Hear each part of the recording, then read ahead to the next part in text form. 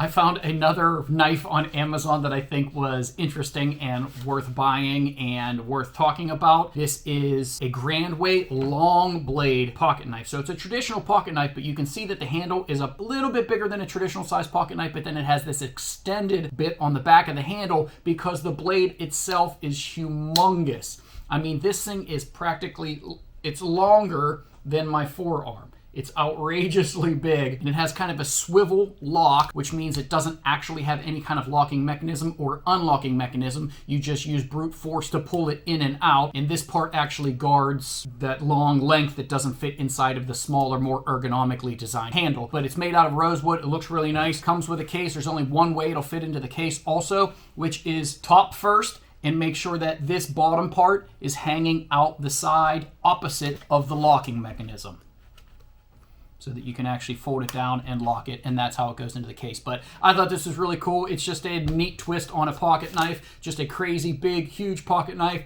reasonably priced. It's definitely a conversation starter around the fire. So if you are in the market for a new knife, this one seems to be really well made, and I would definitely recommend it.